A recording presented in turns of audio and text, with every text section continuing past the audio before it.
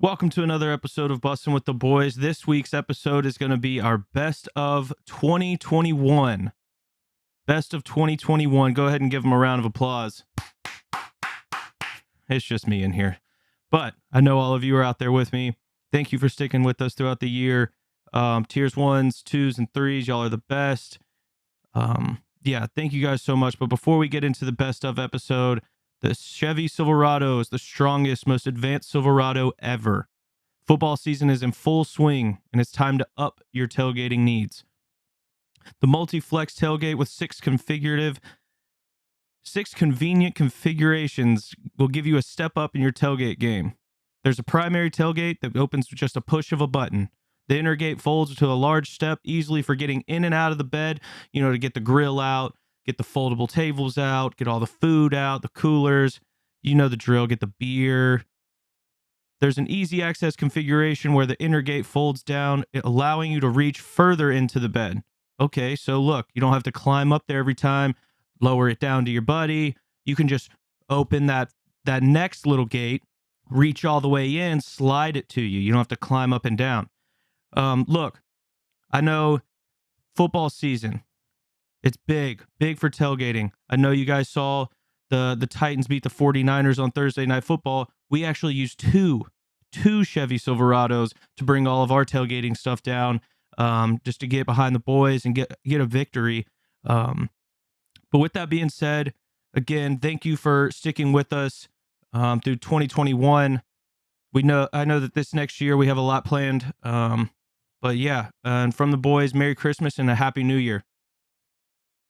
Maybe in 2021, we're going to take a nice little step back. We're going to sit down and we're going to sit in front of our keyboard. And I hope Garrett learns this lesson. We're going to sit in front of our keyboard and we're going to think, well, maybe I shouldn't tweet that because maybe my opinion really doesn't matter as much as I think it does. But Adoree Jackson, well, maybe I'm not going to tweet that out because I've never played corner before, right? Maybe I should tell this USC cornerback that was drafted 18th overall, he's trash. But I've never played corner at USC. So maybe I shouldn't say anything at this moment. Now, this is my podcast, and people are only allowed to talk when I ask them to. So if someone's grabbing their mic right now in front of me, they need to. Adoree is, well, I probably shouldn't say that. And what do we have to say about that, Garrett? Okay. Yep, see, boom! Yes! We're learning! I'm Bussin With The Boys! But Will goes viral again. And you think, he made a great play. What's he got next? What's the next big thing that Will's going to do, right? Well, he did it. He did an amazing job. Will comes in.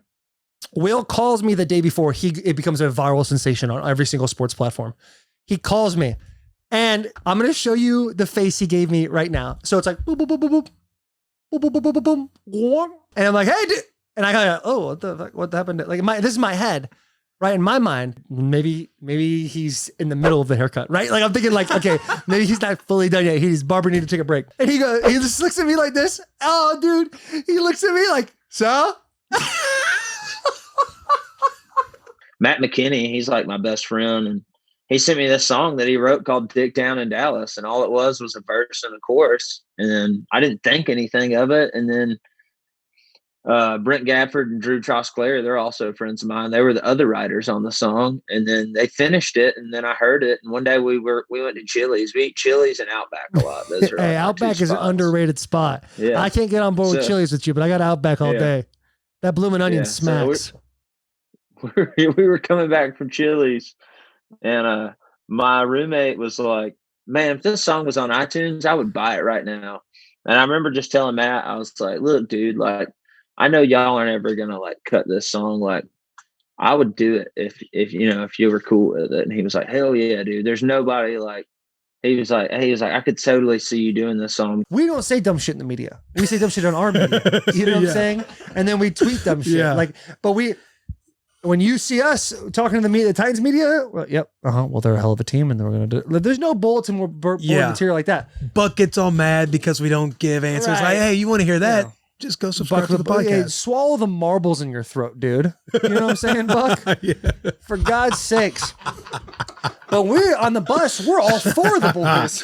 Oh, that was a good one. Hey, that was a good one, dude. I'll tell you. Hey, Buck, we're gonna laugh. swallow the marbles in your mouth, dude. You piece of shit. You know, Buck's listening to us. We're like, oh, Yeah. there's guys. Yeah. Joe Thomas, big fan of Joe Thomas. I love the guy. He and I had a couple situations. I was at the game. He was playing his last football game was against the Titans, and he went down with a tricep. There was an awkward situation where I went to go jog up to him. Oh, you've got it ready. And I went to give him a little pat in the ass, and I patted him, and I tailed off. And let me tell you what, that might have not been much for Joe, but that was a nice the pat on the ass. He's all right. I've gone too.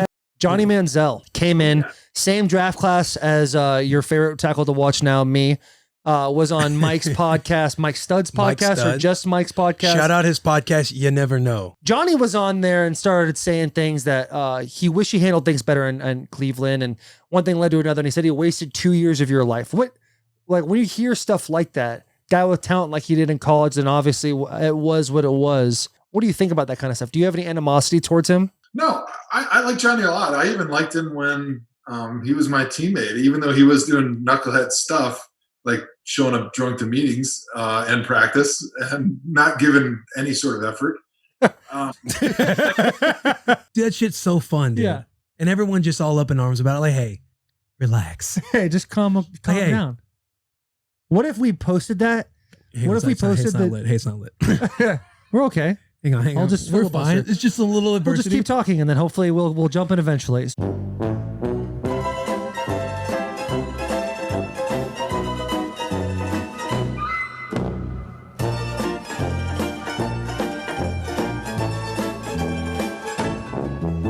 Another thing. Speaking of being too petty, it's about being a little too petty. What is that? What's up? Fuck you. If we're being a little too petty, like, guy, I've been called the N-word on a podcast. Hey, Ravens fans. Relax. You're gonna hotbox me out of here. We got to get Devin White hosting. What are you wanting to host? The Kentucky Derby. The Kentucky Derby? Kentucky Derby. Like I had went and did the Louisiana Derby that's in New Orleans, and I was a good host there. Like you go on the show, talk to the people, you walk around, you just do all the hullabaloo. Yeah. Interview They just let me people. do How you that. doing? We will use this clip and pub you and try to get to the Kentucky Derby. That Hey, look, Devin then White. I can really talk horses. That's the crazy thing. I know Von Miller, he in the chickens. Like, so what y'all bring him to the Derby for? Y'all need me. Hey, isn't that why? The Crazy, Bills dude. Mafia is the most like legit over the top fan base of all time. I almost signed with them my free agency year. That's when I found out I had the old tumor that got downgraded to a cyst in my brain. Yeah. I get my C-spine MRI from stingers I've had in the past, and the doc pulls me in and says, "We think this could be a tumor." And we're not talking about football right now. We think that, it'd probably be better if you go home to take a better look from a neurologist to look at your brain, because this could be a tumor. Redskins send me up. I fly back to DC that night, go get a brain MRI right away. I'm walking up the stairs, and the neuroradiologist is looking at my MRI. He's on the phone with our Redskins doctor. He's like, we might have to look at getting this thing removed. This is just what I'm seeing. We'll send it to our neuro. And I'm listening to the conversation. I come outside, and then the person who walked me up knocks on the door. Is like, "Hey, Will's out here." He's like, "All right, hey, I'll call you back."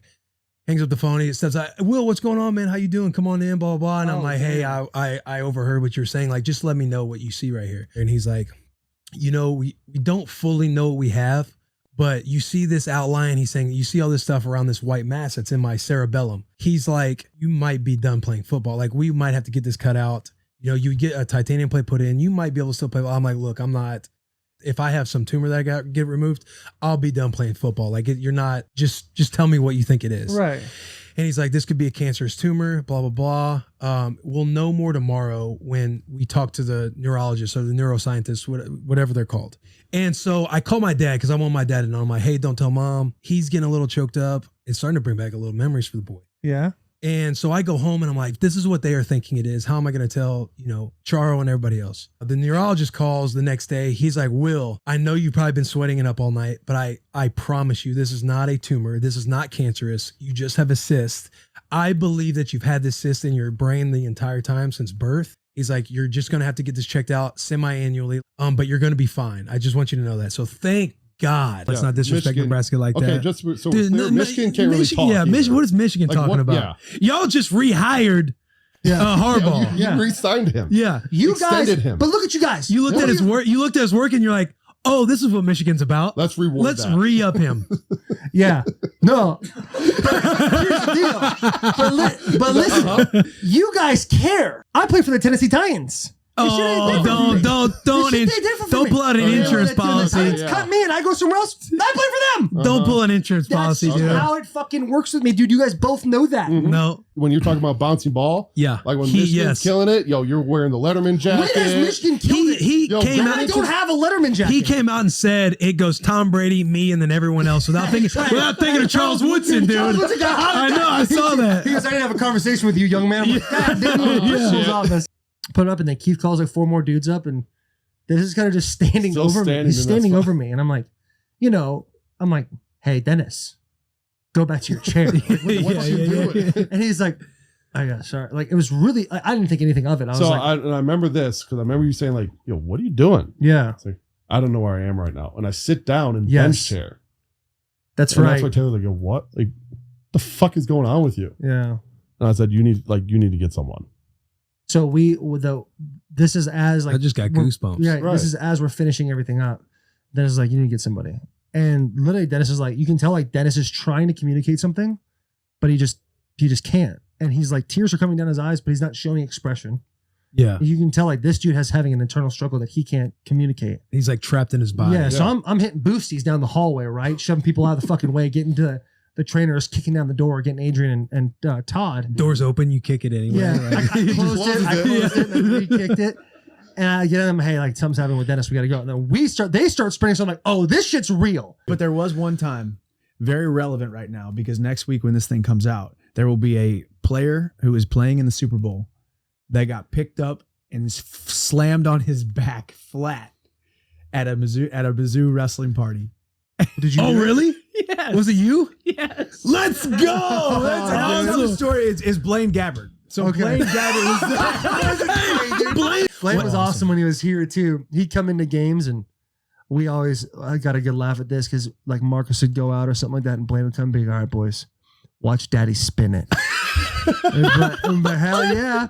So he goes, we're playing the Colts one time. He goes, all right, boys, comes in and watch Daddy spin this shit. This is in the middle of the game? Middle of the game. Oh, because Marcus goes down and it was like, we're like 5 plays in. I'm like, got a little breath on me. And he's like, all right, boys, watch Daddy spin it. And me and like Ben Jones look at each other like, all right, dude. Call like a quick 3-step pass. Like we have to go cut. So I go cut, totally miss my cut. So I'm like laying on my stuff, on my butt, looking at Blaine like, you better get that ball out before I give up a sack. Yeah.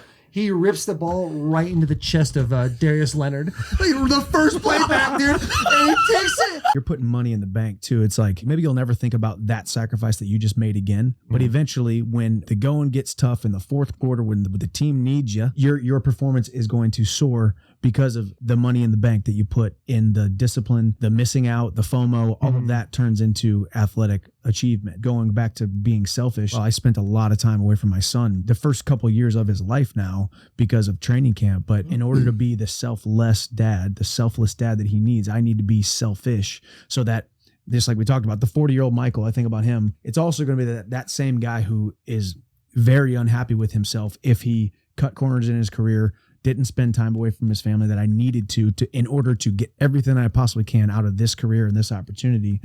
Because I know the regret of living that life is much worse than the little bit of missing out on time together right now. You know? Yeah. Right. What I did, everyone I had a child with was based on their DNA and athletic background. That's genius. It had nothing to do with how fine you were or how you looked. So it's strategic. Every time. So it had nothing to do. Man's playing chess. It had nothing to do. It had nothing to do with pulling out. It was strategic. I don't care anything about bad bitches and all that shit. Hey, if I wanted models, I don't want fucking models. I want fucking athletes. What'd you do in high school? Show me some fucking tape. Show me some fucking tape. Hell, I'm the ratings adjuster for EA. Oh yeah, that's right. That shit's funny. With just the receivers. Oh, everybody. Not a lot of old linemen on that Madden adjuster. Tell you what, we need to get the boy taken care of. Yeah, my shit's terrible. But He's been like I don't play Madden, so. He's been like low 80s every year. I know. You know what I'm saying? 3-time Pro Bowl. We need a little bit more respect on my man's name. I don't need to be good in real life. I just need to be good in the game. You know what I'm saying? I got you. It's always nice when you got a decent rating. Yeah, 84. Boy got boosted to a 69. You actually got boosted. I saw the tweet. Somebody said, thank you. I went from a 68 to a 69. Fuck around. You know what I'm saying? How'd that happen? Balling. Hey, I hate Bama. I would say has probably the most busts in the NFL. Hey, I fucking hate Alabama. Any NFL team. If you look at Bama, like there's the Derrick Henrys that are good, Dante Hightower. Whoa, hold on. What are you trying to say? You do not want. I'm saying Bama has. If you, they have a lot. I want to try and help you, but I'm nervous that you're. Whoa. They have a lot of guys that do well in the league, but they have so many busts. Who? Well, How many dudes you want to say? Calling guys out. I can go on and on I don't want to about. start saying names. It did happen against the Washington football team that Josh did try to hurt Derrick, and that's the reason why I went over there after the game to do the arrow thing, because that was his jaunty little joyful whatever. I wouldn't say. Let's not try to say. He had a fun little. Let's not try to say. Comeback. Remember the next year? No, what'd he say? Remember he sent the cup? He sent me a cup? Yeah, so when you did that to him, Ryan, that's right. Ryan from Hang 10 sent him a Taylor Lewan is my dad shirt to Washington Park. He got it, and then after Taylor had tested for the PED thing, Josh went back through his like assistant or whatever and tried finding the address where the shirt came from. And he goes, "You'll never guess what he sent to my house." And he goes, "I opened it, and it was a piss cup." You know what it is? It's like they know us. They watch film, they know what's coming, and you still can't stop it. And when you do, just know we're coming right back at you. Might not play you the next year, but when we play you again, just know we ain't forget, and we come right back at you. You know what I'm saying? And that's what I love about the line, because it's all tied together. You said we might not play you next year, but just know we're coming back to you. Who are you talking about? Hey, we all know who he's talking about. Who you're talking about. You know. The hardest part for comedy, I think, is when you don't go blow up super quick, is watching everybody pass you. And then you're just around everybody and they're shooting past you and they're going to this crazy level. And then you're kind of feel like you're just slow. And you're like staying there. And it's very hard to not, just to kind of be like, all right, I'm just going to keep doing what I'm doing. I think I can get to that level. It's not going to be at the time that I want, but I'll get there eventually. And so you just kind of stay your pace and just. Right. We get like wondering eyes because it's hard to just focus on what you're doing. Because everybody always says a cliche, control what you can control. And that is a cliche, but that's like the reality, what you have to do. Yeah. I'm on stage and there's just two couples that are together and they're sitting in the front, no one else in the room. And I'm on stage and I got to keep talking to keep them there until we can get some more people in so it feels like a show. Yeah. And then the two girls get up and just stand next to me and they just take a picture. Like I'm on stage. You're on stage performing. You're doing your thing. And they just got up as if I was just a sign. It's the least respect I've ever been shown in my life. Was it 150 yards and 2 touchdowns in your first game ever in NFL? Yeah. Yeah, it was. Go ahead, talk about it. Yeah, talk No, about it. it was like 120 some yards. And Go ahead, 120 what? And a 121. touchdown. 121. But then the next said 120 game, something. I think I had 7 yards and 1 catch. And I was like, after the first game, I was like, God damn, This is easy. This is easy. I was like, this is the NFL? The NFL is stupid easy. What are we doing? You know? And then I had that's a clip. 7 yards. Nothing. Super humbling. Yeah. And then I broke my ankle. I was like, oh my gosh, I need to get out of here. Blossie's huge 49ers fan. I asked Bloss before the pod, I said, is this going to be our first sexual encounter on the bus? There's no way that would be the first. This place just screams sex appeal. Yeah, this girl, who knows what happened? Who knows what happened when we found this thing? When You have the casting couch. When these you see, you're standing next to the old lineman. You know what I'm saying? Guys. You see some guys. Yeah, you see some stuff. You see some dicks. Yeah, you see some shit. Yeah, well, there are guys. That We're well versed in the meat peeking game, dude. Yeah, you know what I'm saying? Yeah. But yeah, you'll have to come back and we'll have to do it again. Of being in the locker room. Guys, good game. It's an amazing game, guys. And congratulations. I've always wanted to be a football player. And congrats on this. But I grew up with these people, and I was at Stallone's house, standing there talking to Arnold, Stallone, Sugar Ray Leonard, and I think Michael Strahan was there or something, and Guy Fieri's in the kitchen cooking. And I'm sorry, did I mention that Al Pacino came strolling up? So now I'm like, I grew up with these people. For people who are younger, they don't know. These are legends. Oh yeah. And I'm sitting there and I'm like, and I'm trying to get a story in because I got shit they're gonna be interested in, right? Oh, let me tell you my story. So I'm trying to get I'm just trying to have an imprint because I'm a loser and I'm still not over this. Oh, so this is one of the times you're driving home, you're like, I blew it. Oh, dude. Yeah. Well, no, the best part is I'm standing there going, yeah, and oh yeah, me too. And I have a story about that. I'm trying to get in like a loser. Okay. And Bill Burr walks by with a cigar and he goes, you've been here over an hour. Get over it. Shout out Whistle Pig Piggyback. Guys, the whiskey distillers at Whistle Pig Whiskey have cut loose. The Piggyback barrel-aged craft cocktail in a can is so much better than a seltzer. It's crisp and refreshing, but also super bold and flavorful. It's versatile. I don't think there's anything like this out there. It's so refreshing, bold, balanced. It's Whistle Pig's take on a more flavorful seltzer. And at 8%, sign me up. It's made with 100% estate-grown rye from the Whistle Pig Whiskey Farm. Who knew you could innovate with rye in so many ways? Hey, guess what? Nobody knew except Whistle Pig. Whistle Pig knows. That's who. That's the answer to that question. The fruit in it is barrel-aged in whiskey barrels, giving it those whiskey notes. Now, I'm a big whiskey guy, but this is going to be my go-to for tailgates or for when I'm out on the boat or even for a bonfire. Honestly, it's perfect for any type of kickback, any kickback type of outing. My favorite flavor for sure is the one I have in my hands. It's actually my favorite flavor for sure, bar none, hands down 100%. Session Citrus Mint. If we were not live right now, that would probably have already done like 4 chug buds of this. Anyways, visit pigglebackricesmash.com for more info and make sure you grab a box in select stores. Getting lost in the sauce. Yeah, like bro, partying. I was just partying and I was drinking way too much. It got to a point where it was like, okay, what the fuck am I doing? I woke up one morning, I'm like, I need help. Like I can't even. I was at a point where I had no management of my life. I was fucking all over the place. So I went and got help. What happened that made you realize like, oh, this is fucking. I was lost just mentally. I couldn't. I was so just my decision making and my priorities were so backwards that it was just like, okay, what am I doing? Like I just had a great rookie year. I have money to take care of myself. I have a beautiful house now in Vegas. Like from the outside, everything looked fucking perfect. Like you got it together. Like, Max life is fucking awesome. He figured it out. He's got life under control. But inside, bro, I was dying, bro. I was lost. Did you see the shit going on with Nebraska? No. Talking about him trying to not play OU? I don't know. I think it's money. I'm not, listen. That's why. Scott Frost and the boy.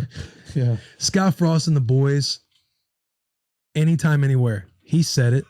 You know what I'm saying? Anytime. We might lose. You know what I'm saying? The probability is higher based on the way we've been performing. But the boys, they ain't backing down from Oklahoma. It's the suits. There's some shit going on. You know what I mean? I'll bet you right now they lose by 30. You're going to give me a 30-point spread? You're going to give me 30? 30 points. Nebraska versus OU? 34. Rattlers Give me gonna at 34. least Give me put 50 34. on the board. Okay, 34. Relax. 28. Oh, you get a little. The chance Will comes back is we'll give him 1 million viewers. Yeah. You would say no. Yep. That's tough to hear. Hey, but listen, it's just business. I get that. Like, I don't want to pay somebody $1 million to be my friend, is what you just asked me. No, teammate. I don't want to pay somebody $1 million to be my teammate. So you wouldn't. I would do that. You wouldn't pay $1 million for a Super Bowl, because that's what I'm bringing to Tennessee. Oh, you're bringing $1 million. $1 million would it cost me to win a Super Bowl? We got to start a religion. That's what we got to do. House of the Boys, Church of the Boys. No, because then we become like a cult. You know what I'm saying? We kind of already do have a cult. But then a cult of great people who would love and respect. And then for just 10% of your money a year, we can make all your wildest dreams come true in the afterlife. Not now. Just I want you to know that. We can't do anything for you now. There's going to be but a there will link at the be. bottom. What do you want? Think about. Close your eyes. What do you want the most? 10% of your money for the rest of your life, We can make that happen when you die. All right. We're gonna have a link at the bottom. We're gonna have a link at the bottom. Just click the link. Just donate. Any dollar matters. Any percentage matters. Every dollar goes towards it. You know what sucks is like our main demographic is in the South, and we're gonna it's not gonna look good for us. Also talked to buddies who have played in Russia, including Witt, and in some cases they're dropping off like money in duffel bags to the rink. Oh, I love. There's guys who have had to cut over. Especially in Russia. That's like such a Russian thing to happen. Europe League is the SEC of hockey. You kind of there's no rules. It is a free for all. Like there are stories of guys having to like goalies cutting open their pads and stuffing the money in their pads and re-sewing them. Oh no, them giving out the money before practice, and then you go on the ice and you come back and the money's gone out of your stall, and it's like too bad, so sad. Stories of guys. Oh, too bad. So what do you mean? Like the money's in there and then they go to practice? And they would hand out everybody's money before. So practice. Wick gets money. You go into his locker. You steal his money. It's like too bad. Well, it's all mob ran over there. Everything there was hockey leagues are mob run. Oh, in the KHL there are insane KHL stories. Probably long story short, Putin was on the ice. Yeah. And he brought in like 400 or 500 people, and there was no goalies out there. It was just him, and he would go skate around the ice. He'd put the puck in the empty net, and then the 400 or 500 people would stand up and they'd start clapping. You're lying. No. Witt told the story, and then he would take it out of the net and he would skate down the other end, put it in the net, and then they would get up and start clapping again. Oh yeah. Oh, that kind of ego, bro. Could you imagine? Dude. But to be fair, though, and listen, I'm no Putin fan here. I think we're well aware he's evil. But if you had that much money, I mean, it's kind of funny the stupid shit you could do, right? Yeah, no question. Like, what silly shit would you be doing if you had? I'd probably be doing that. I would just do pass sets in the middle of the field. Yeah, just let people fill a stand up with 60,000, pack Titan Stadium, and just do some pass sets. Be like, fuck yeah, Lewan. Week 6, when that with overtime. That was the funniest thing. You come out there. Oh yeah, ice pack on the knee. Ice pack on the knee. And I'm like, all right, I'm just standing by. And I didn't want to believe it because, like, you're like, I'm done. I'm like, he's told me he's done before, so I'm like, he's really done. Hey, no class. Sprained ankle. I'm done. I'm done, man. It's over. It's a low ankle sprain. What the fuck are you talking about? I'm like, I think I called a play, and I'm like, oh, you gotta wait till the MRI. You're like, no, I'm done. I'm like, we'll see. I'm trying to be like really optimistic. I'm call the play in. Taylor's like, what'd you call? Tells me it was a good call. I'm like, great. Yeah. He did. Good call, dude. Not even my favorite part of that drive was you standing next to me. Yeah, dude. There's an NFL film clip. That'd be great if they had the whole interaction. That'd be awesome. There's got to be a boom mic somewhere. They're always around, right? There's always around. There's always something somewhere. Interaction between the two of us as I'm calling the last drive, checking on his knee. Me saying, you'll probably be all right. He's telling, no, I'm done. I'm like, you're probably just not. Keep saying that. In between play calls. Yeah, dude, that was a tough little day, but it was awesome watching that comeback. Yeah, just the drive down, and even on the coin toss when Deshaun, we got deflated. it. Deshaun was like, "Fuck." Here's the story that's out there. After being denied a crucial business loan, Frederick Smith, the founder and CEO, took the company's last $5,000 to Vegas and won $27,000 on blackjack to cover the company's $24,000 fuel bill. It kept FedEx alive for one more week, and now you are where you are. Well, there is some truth to the story, but we played a lot of poker and blackjack in Vietnam, and I was hired by a man to fly him to Las Vegas, and he gave me a line of credit for $5,000. So I won $27,000. That is 100% true. So it's a true story, but it gets more and more exaggerated. But I did win. Actually, I won $35,000, and I lost back down to $27,000, and I went to bed because I'd been up all day.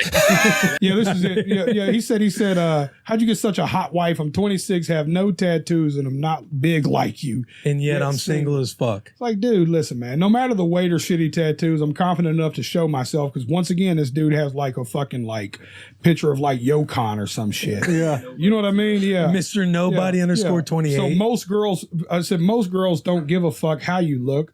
They care how you make them feel, which I stand by.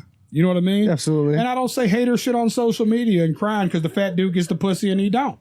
You know what I mean? Like, I love how you give him some information and at the end give him a little stick in the ribs. Yeah, for sure. It was like, listen, man, you should learn how to treat a lady, but also go fuck yourself. Yeah. It's almost like, dude, just listen, man. They call my wife a gold digger. Mm-hmm. I was ass broke when I met her. Man, when I met that bitch, I was down on my luck. I'm telling y'all, dude, I didn't have. You must have had some game, dude. Dude, listen, man, I was just me. Put the boys on game now. I got one guy. So when I was 13 years old, my grandmother gave me a gun as a 38 special, black with a brown handle. My mom goes, "Well, you're 13, you can't have a gun like this." I relate to that kind of white trashery. Oh yeah. Just so you we know. get along real well though, because we came up quite a bit, both of us.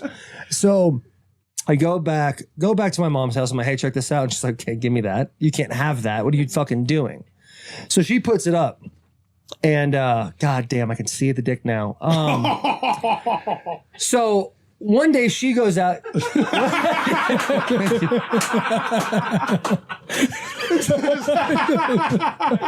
That was a brother moment if I ain't never seen I one can see in my the dick life. now. Just Thank like, you. It wasn't just that he did it. He did it real slow. He went. I know. How do I not become part of that trash? Because Right. I want, and I'm not knocking country music in general. I'm just saying I think we need to get a little more real.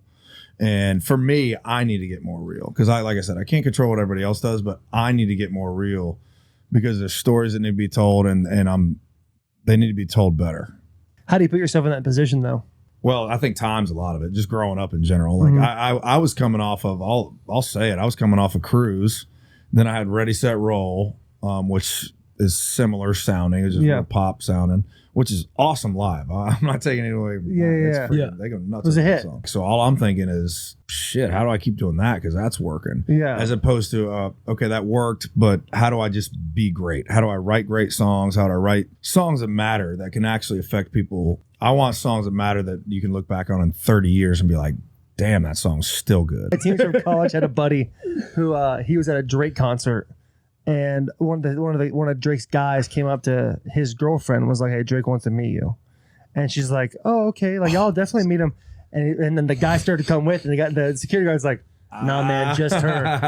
And he's like, "Hey, you better don't go in there. If you go in there," and she's like, I'm just gonna say hi." She's in there for 3 hours. bro, that She's is in so there for- fucking tough. How I don't know what fucking happened in that hard room. would that be? You know exactly what happened in that room. Dude. I don't know the details, but I know if my girl does that, it's over. She better not even fucking try. She to better talk find to a me different ride ever home. again. Yeah, I'm just That gonna go say Sitting there hi. for 5 minutes, like, "Oh, she'll be right out. Don't worry." Like just sitting there And waiting for the stand and fucking wait? the bus. Oh, they had, they were doing, God damn, it hurts my they were heart getting just to say- pictures. He's singing a Drake. He can't even fucking handle it, dude. Pour one out for him, man. Here's to that guy. Yeah. Six of the boys on Xbox party. Then we go to game chat and play like 6v6 search versus like some high school kids who just got off a long day. They're like just failed their math tests and they got to deal with me and George. Are you kidding me? And they don't even know, but they got to deal with us. Now, do you guys get to talk to these kids like when you're in the lobby before game and chat. after? No, in the middle of rounds. In between each It's round. in between each round. You, Best of 6 So there's or 11 5. rounds. Yeah. So first one to win 6. So it can go 11 rounds of just shit talking and just letting these kids know who like their daddy is. So you're just verbally abusing these kids in between rounds. No, not like to like a bad extent, but like just letting them, I mean, in the gaming aspect, like you gotta respect our game. Just a little bit.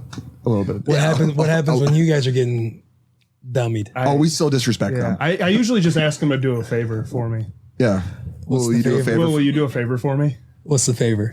Shut the fuck up. I went into like a deep like imagery meditation before the Atlanta game, the Monday night game. We had 3 touchdowns. Where I had 3 touchdowns, 3 and this many tuggies. yards, Hey, and hey, yeah. 3 tuggies. And Got tackled and then scored. and then let's fucking after go. the game, I'm like, that was wild.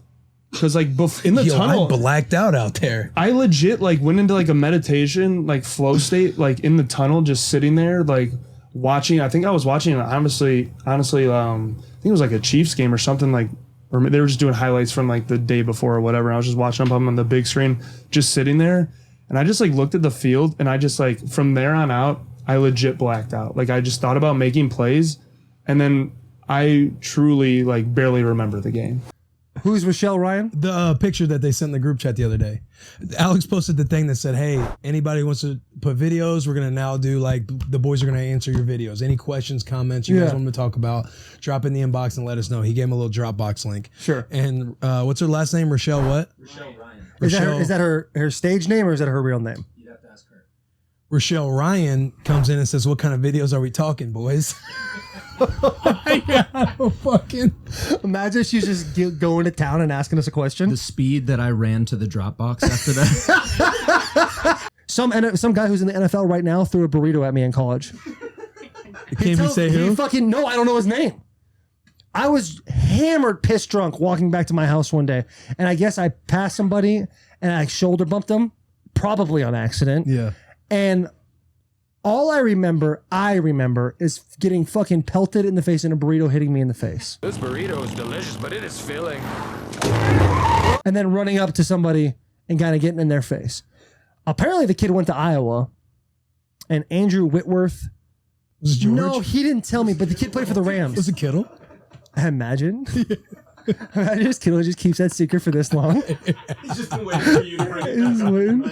That son of a bitch doesn't know I threw a burrito at him back in 2012. Smoked him in the face with the burrito. Shout out Rich Eisen. Shout out Rich Eisen for, I mean, I guess we're shouting him out, but disrespecting us again, right? Can we listen to what he said real quick? And just a heads up to Dylan Radins, when Taylor Lewan says to come on Bussin With The Boys podcast, there's no engine in the bus.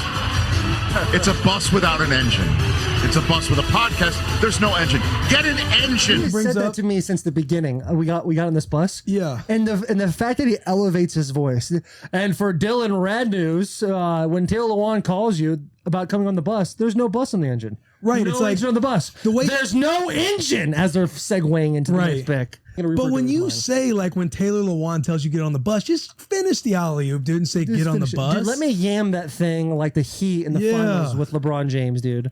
You be like Dwayne Wade, fucking putting your arms like that, and let me just fucking crank that thing back Right. to 3 o'clock and put that piece in the nugget. Credit Karma Podcast, copy, points, 60 seconds. All right, probably shouldn't have read that. Intro ideas, props. Probably shouldn't have read that either. Cash reimbursements for debt purchases. Debit purchases. Son of a... But didn't curse.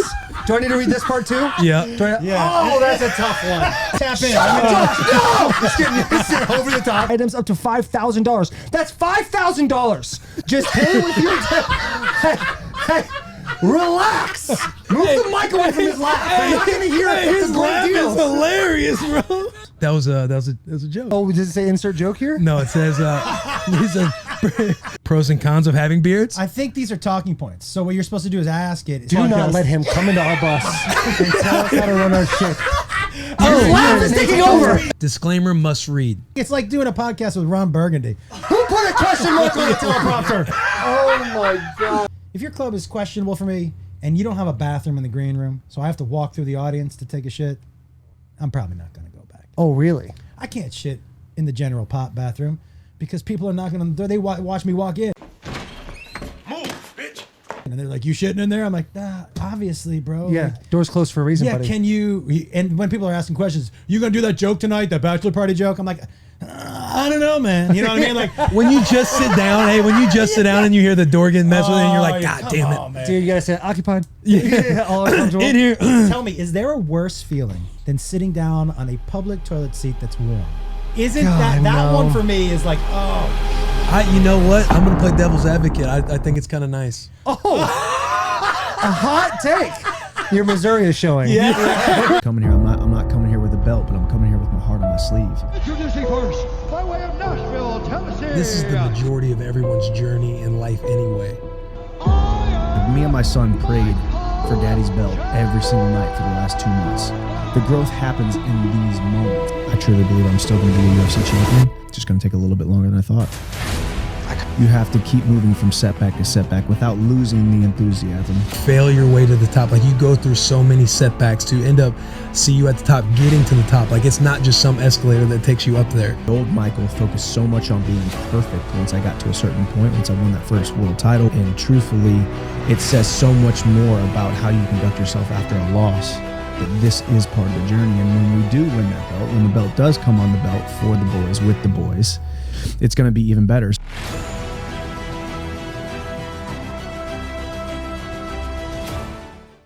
Even in an individual sport, even though I can, like I said, I was coming here, I'm not coming here with a belt, but I'm coming here with my heart on my sleeve. And I could show up today with my heart on my sleeve with complete disregard to that failure that I had just 48 hours ago. And not disregard for it, but I'm not going to let it hinder me. I'm not going to let it define me, because failure is an event and it's not a person. I am not a failure. I failed on Saturday night, but the way that I respond and the way that I move forward can prove to those that have failed and prove to those that have seen the failure or had failures that they can in the future still become a champion. If you had to draft 5 people with Barstool currently, let's say all time. Yeah, 5 people that you're like, I got to restart this whole thing over. I mean, Big Cat clearly would be there. Kevin's been huge for us. So, I got really lucky because our early guys were phenomenally successful. It's weird, but Alex from Call Her Daddy is a fucking monster. People don't get how big she is. People don't get she's as big as Rogan. She really is. All right, so we got Alex, Kevin, Dan. It's back and forth. McAfee was huge. He's not with us anymore. It would have been good. I don't know that we could have ever kept that together the right way. Why do you think he couldn't have kept it together? Because he's already a huge star, and his own. He came to us as a star. Biz and Ryan Whitney is awesome. He used to say we could thank him for the NHL support because he got cut every year and kept taking it to different locker rooms. You would never run for president, but if you did run for president, I just think that's a classic. I'm going to run for president in 8 years comment. By the way, well, it's like I'm not going to run, but if I were to, it's what it is. It's Gladiator. It's when he tells communists, he's like, "You got to rule Rome." He's like, "I don't want to." He's like, "That's the exact reason you have to." Yeah. So you're telling me there's a chance? But I never would. Well, not after that fucking comment. Guy gets on the bus right now. Puts a gun to Will's head. Yeah. Says, I gotta suck your dick. Not mine. His. The guy with the gun. No. Not doing that? Oh, I'm not that faithful. I'm like, see you later, dude. That's tough. 100%. Hey, I wouldn't put that against. I mean, hell. That's, you're going to be like, hey, I'm cool with that as the trigger's being pulled? I'd rather him not get killed, but I'm not sucking his dick. Yeah, in that scenario. we're not like boys like that. Right, we've met this. We've been together for 20 minutes. I'm just, please. Hour 23. You could do that literally to anybody in the street then. Hey, guy, walking by, I'm going to kill this guy if you won't suck his dick. No, well, there's a little more substance. There's a little more of a friendship. 20 minutes worth, a minute 40 worth more. That's substance. An hour 23. Yeah, and I added the 20 that we hung out before that. That's an hour 40. I mean, that's a pretty fucking horrific situation. Well, I'm just saying, if we were to say how far, we'll scale down from there. I would take my chances in that we could maybe wrestle the gun away before we get into a dick sucking situation. So not that faithful, I think. I think I wouldn't just walk off. Maybe I do a fake walk off and then a turn. I'm not a fighter. This guy comes up behind me. He's like, "Yo, how would you want to make $3,000?" I'm turning around. I'm like, "Fuck yeah, bro! I got $65 in my bank account. I'm waiting on that January stipend check. That's Scally. $460 or whatever it was. I'm like, hell yeah, I want to make $3,000. May or may not have gone back to this guy's condo and signed 10,000 pieces. Oh, really? Flats, everything. Oh, so he got it out of you. He gave me $3,000. I'm signing these autographs, and this other guy who's bringing the pictures over. He's like, "Yo, you're getting fucking ripped off. Here's this guy's number. Hit him up. He'll give you $30,000." And I'm like, "Fuck yeah, man! I'm gonna make 3 and then 30. I'm gonna get out of here with $33,000." Probably for the next 4 months. I went to that fucking condo once a month in fucking South Beach. But the NCAA said, "Hey, we're taking your shit away. You're a Heisman." I never took $1. Until after I won the Heisman. And I think my statute of limitations are up, so you can blow me again. But we got Josh McCown. And that guy, I will look back until I'm 90 years old one day and say, what a fucking dude. Yeah. A real one. He walks in the first day. "Yo, man, Josh McCown, nice to meet you. Anything you fucking need, anything you want to learn about football, tie a fucking string to my backpack. You follow me around. I promise I'll fucking teach you some shit." Yeah. Whoa. Just like that. And you're like, Sit down every day, teach protections, do this. I came from a system in college where we're looking out, and if the linebacker's tucked in, we're literally throwing a bubble to the fastest guy on our team, and that's how we ran our offense. You got Evans, you got Matthews protecting you. There is no fucking can and flipping the play and all this.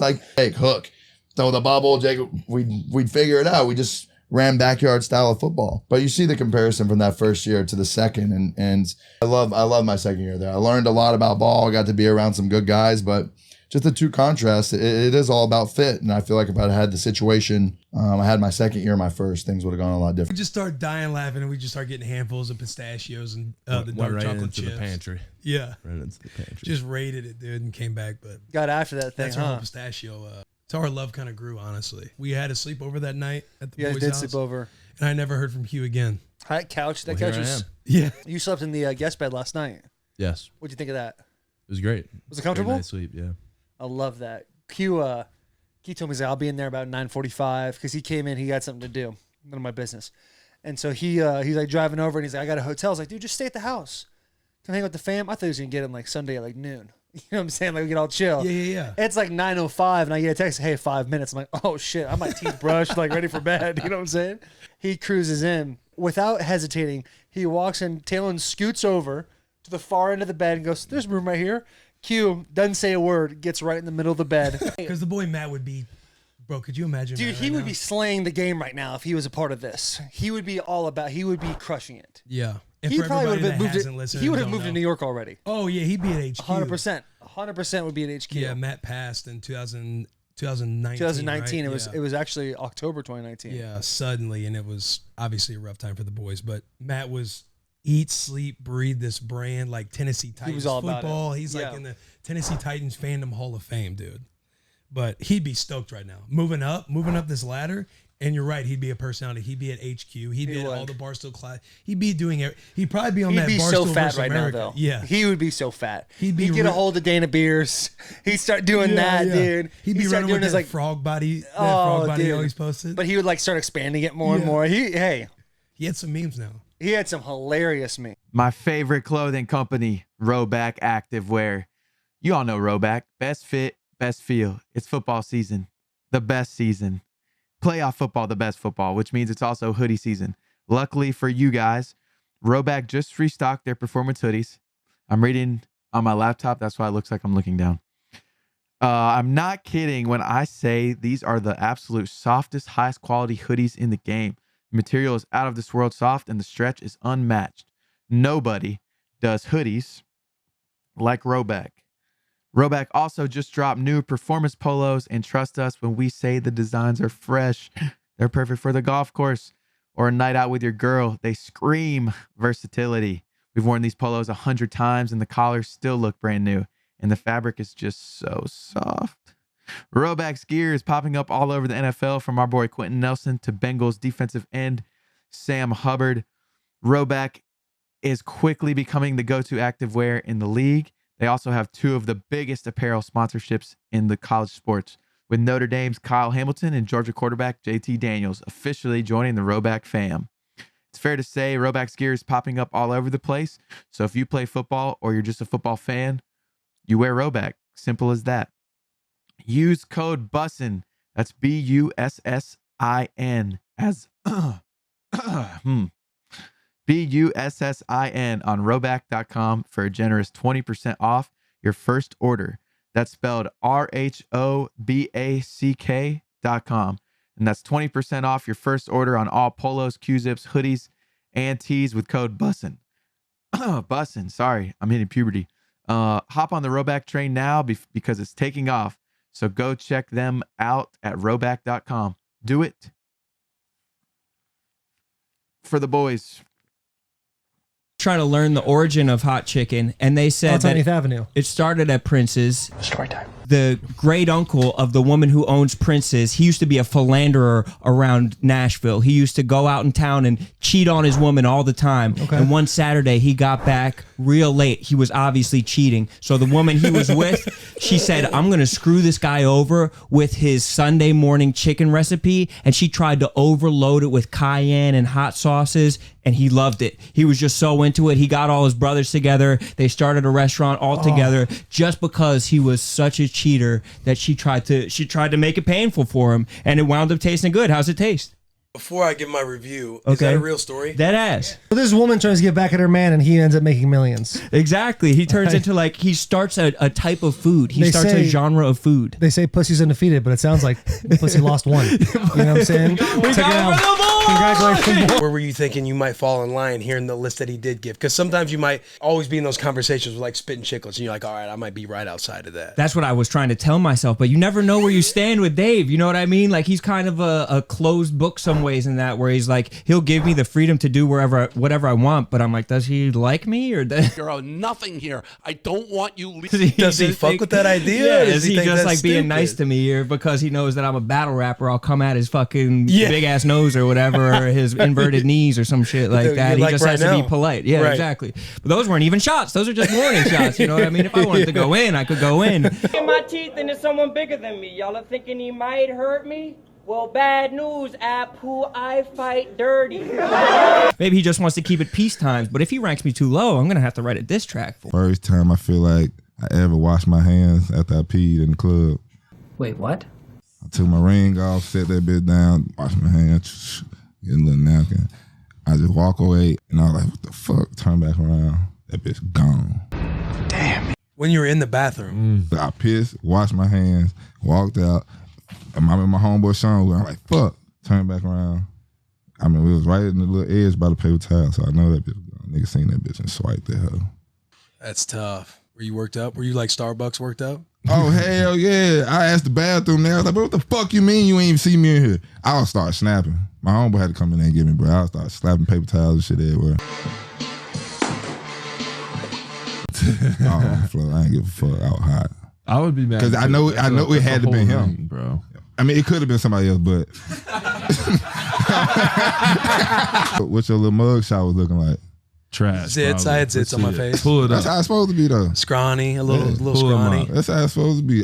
Hey, that's how you know the grinding pictures, bro. You were grinding at that time. Grinders. 2008. Oh, we got an NFL pick now. What? They upgraded them They shit. keep up. Oh, my boy. God, Lee, that boy I ain't looked like gonna he's lie, off bro. a bender, bro. Hey, you look like the punched kid. someone You in like a the kid in the parking lot. movie that stay in the trailer park, bad as fuck. Dog, you did get it out the mud for real. Yes, sir. I like that you went mouth closed on both of them too. Good No choice. question, bro. They gave Hey, you. They I didn't gave have you these 3 teeth back in the stars. day. We walk in, Will starts, they put on Masterpiece by DaBaby. That song fucks so hard. And obviously the tier 1s, the tier 2s, and the tier 3s that are listening to this right now, you know that me and Will love that song. All these guys start getting around Will, they put the song on, there's this giant camera, and Will starts doing his own music video to this thing, which I can't wait for it to come out. Dude, it was so fucking funny. We're jumping around, dancing. Will can't dance for shit. Dude, Will can't fucking dance at all. It's hilarious because Charo can cut shit down with her moves, dude. If she swang around too fast, she'd knock a tree down. That's how fucking hard she rips on the dance floor. You can tell who the professional cheerleaders / dancers are. I don't want to sound disrespectful. It's like calling a massage therapist a masseuse. I don't know what the right terminology is, but these women are getting the fuck after it. Yeah, that's Will. Have you guys seen the video Darren Bates posted? God, it's hilarious. Look at Will's like hopping around like he's like Scottish or whatever they're doing. Irish step. Hi. Yeah, he's just stomping around. In your life, you'll make a bunch of friends, and like some of those friends will be seasonal, and that's it's okay. It's how life works. Like you're not gonna be friends with everyone forever, but you're gonna meet, I don't know, if you're lucky, 6 people in your life that are lifelong friends. It's not just about the seasons. It's not just because it's just like where I am in my life and they're in the same place and we end up being great friends for a second and it dies off. Like there's people that you just are truly your friend and like you just cherish them forever. And I think the most beautiful thing about that wedding is everybody on Will's side, I think they all felt that way about Will. It wasn't a seasonal thing for anybody there. When were those being drank? We were getting trashed, Ernest. That's what I keep trying to. Why do you think I'm in here shitting spiders out? Rafe was shooting with you more than me, though. People, I was like, yo, man, I gotta go fucking shit. I can't believe y'all did this. If I was hungover, I'd be like, hey, I can't come. Listen, man, I'm not being facetious. I pulled up to Ernest like this, with his radiators on and clearly drool.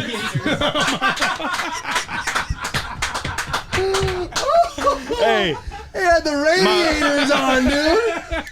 Hey, radiator, that's fucking it, dude. Radiator. Coach Jones. He was sitting there. I could clearly see him drooling himself. Gentlemen, I love y'all both, and I'll be right back. I'm fixing to go shit. Are you really? Dog, I'm telling you, This man, is it. this is brutal, dude. There's a first for everything. Get out of here. Fuck Ernest. I'll be right back, y'all. This is finna be. I'm finna go pass a fucking iguana or something.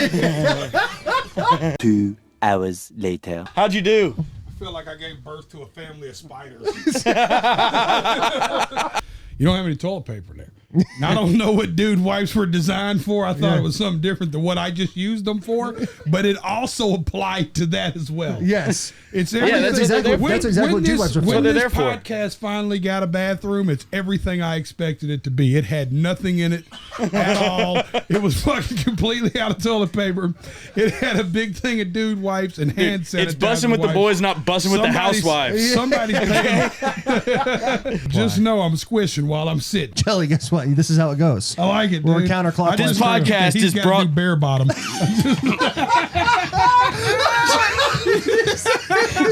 I'd run from the cops any day in bare bottom clothing. That's good. Well, it's hey. And segue. It is 2021. It is 21. Let's keep our shorts above the knees. What does it have to do with 2021? I'm reading the damn. You tell me what it has to do. I thought you were talking about running from the cops. Well, it is 2021. For years. Oh God. That dude taking those shots is legit like those fucking Rocky movies. Yeah. Or a video game, like when they just, their face gets so red at the end. You know what I'm saying? Like, this dude actually fucking did that. Look at he. I don't think he stopped one. I'm gonna be dead honest with you. I don't think he stopped a. He hit him with 4 jabs in a row at one point. It was bink, bink, bink, bink, and he was just like taking it back. Whiplash, dude. Dude's at 80K now. Is he really at 80K? Okay, he's building, he's growing. Isn't his name like Soulless too? Yeah, Chris is soulless. Chris is soulless. No question about it, buddy. He signed something. He saw the devil and the devil was like, all right, I'll give you hands and iron jaw. He goes, I'll just take the iron jaw, and moved on. Yeah. God, signed on the dotted line and moved on. Shout out to that guy because he was fighting for a contract as well, right? Well, he And he's a main definitely card earned himself fighting. some kind of fucking sponsor, like maybe OtterBox, the iPhone case that's the most protective. That lasts forever. He's the new sponsor No for question, OtterBox, exactly. dude. I know we suck at doing the whole like connecting on such a deep personal level, but we were trying to have a moment right there, and you kind of just. It was a deflection. I know you're It like, was- oh, it really these was. fucking lattes. It really was a deflection. Like I know, oh. I know we got to do better, and we're trying to do better. No doubt. It is tough being emotional with you. Yeah. I don't know why. Because I feel like I can do that with anybody else. Like me and Jack can go in the back room right now and hug each other out. Yeah. All right, I'll let that one slide. Yeah, well, I feel like talking No about. pause. I feel No like pause. talking. Yeah. No pause. I feel Me like and talking Garrett- about this me and too. Garrett and Jack into a little. You still don't want to divine. get into it. Yeah, I'm having a hard time. Yeah. Well, what I was gonna say is like I kind of wanted to just say that I know you don't want to speculate, you don't want to talk more about it, but more so I just wanted to. You had nice things to say about me, and I want to. Yeah, no, wait till I'm not here. Okay. I'm festering right now. I'm festering because I know you went at 100K on Twitter, and it's kind of a deal. Why is it a deal? Because I know how much you love that shit. And it's like, Dude, what pisses me off about it is no one seems to get it. What do you mean? Like I go to coffee shops, I go to spots, and I grab my coffee. They're like, oh, okay, here you go. I grab my coffee, I start walking off. They're like, sir, you got to pay. I'm like, what do you mean? I'm gonna go Darren Waller, Jalen Ramsey. That one set us off. The first podcast I did on my own, I actually brought Michael Chandler on that helped the boy out with. But Schaub, Derrick Henry's first time. David Quessenberry. The story of him beating cancer and everything else. That's 6. Trust me, I'm gonna narrow it down. Let's see here. Dana Beers. I'm just fucking kidding. Maxx Crosby. He was a banger, dude. Incredible story. Talking about his addiction and everything else. George Kittle and Rob Tunyon. That was when I walked away and I was like, yo, I fuck with these dudes. Like, I want them to win. Vrabel. Not because I want to be on the team, but I'd still like to be on the team. Chad Johnson. Dale Earnhardt. I think the Dale Earnhardt one coming out is going to be on the Mount Rushmore. Johnny Manziel, too. That was a banger one. I mean, you can't not think about Portnoy. But it is what it is, man. Like, we got to pick 4. For the Titans to win a Super Bowl, comp, all you got to do is kiss somebody on the mouth. Kiss a dude on the mouth. I'd kiss a dude on the mouth, dude. As a fan, not even on the team. Don't give a shit, yeah. We're talking about kiss somebody on the mouth. This shit's over with. It's just a kiss. I know who I am. People can have fun with it on the internet like they do with my haircut and everything else. Like, if you and Taylor we'll make some good content from that shit. When you do let those little things creep into your mind about it, and it happens. Like, I'm not fucking perfect. I'm telling you, like, the hardest truth to find out is that this mental fortitude never ends. It's not ever going to end. Like, even with the pod, it's like, you know, if stuff doesn't go out during the season, like what's going to happen with the pod, and a little bit of doubt comes in. And when fear creeps in, it can kind of light a match, right? It kind of festers. You start to get a little anxiety. You start to think about things that haven't even happened that drive your next course of action. And, you know, you kind of got to stop yourself and just realize, like, this shit is never going to be done. It's just a constant journey. Like, even when you feel like you get on the other side, like, it's just never going to end. Like, people talk about playing in the NFL, like, yo, you did it. And it's like, absolutely. I felt like I've lived my little kid's dream. That 10-year-old Will Compton, that little kid that always wanted this to happen. Now, when you're on the back nine, you got to figure out what's next. Because you're not even, you know, knock on wood, I haven't even lived half my life. And it's just a constant process. They had inside the track these little cubicles, like trailers, like you see on job sites. Mm-hmm. And each driver or team had one, and me and Dad were sharing one. And I go in there and I'm going to change clothes, and I sit down and I'm changing clothes, and there's this big folding leg table in front of me. And I'm sitting there and I'm pulling off my shoes and taking my uniform down. And Dad comes in and sits down. I just look at him, and he isn't making eye contact with me. And I know he's not. He's mad. He's mad. I look at him, and he's bending over and pulling his shoe off. And so as soon as I look down, he threw his shoe freaking hard as he could. And it went right over my head as I bent down to get one of my shoes off.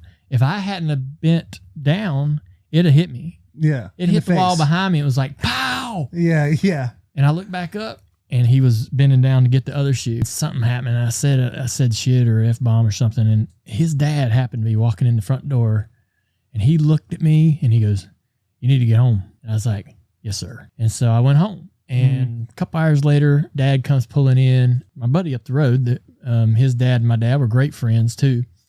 Well, he had told Dad what all went down. Dad comes walking in the bedroom already pulling the belt off. Oh, damn. God damn. And I'm looking at the door, and he's had the way the room's laid out. He's kind of there's a point to where on his way to me, I can get to the door. And which is only going to make it so much worse. I got to the door, and out down the hall and out the front door, across the front yard, across the street, and out into this hayfield, and over this erosion ditch, and dove into the ditch, and just laid there for like 6 hours. I wanted him to be proud and happy. That was way more important than a trophy or anyone else patting my back, right? Mm-hmm. And so he was absolutely the main motivation for me early in my career. You know, when he passed, that was gone. I mean, it was gone. And I had to figure out another thing to motivate me, right? I had to find other things that got me out of bed and got me fired up about racing. But for the longest time, it was trying to impress him. Man, I mean, this guy's done everything. He's won all these championships, and he's hard to impress. Yeah. And you're doing the very thing that he's the best at. You can't do really. What can you do that he's never seen or thinks is cool, right? But everybody thinks like, oh, you're Dale's son, like, you know, thinks he's awesome. It's So there's a big feeling of like, did you feel like you were in his shadow your whole life? Did he start his redshirt freshman year? Yeah. Oh, you No, started? this was his freshman year. Oh, freshman And he year. was being redshirted during that year. Oh, yeah.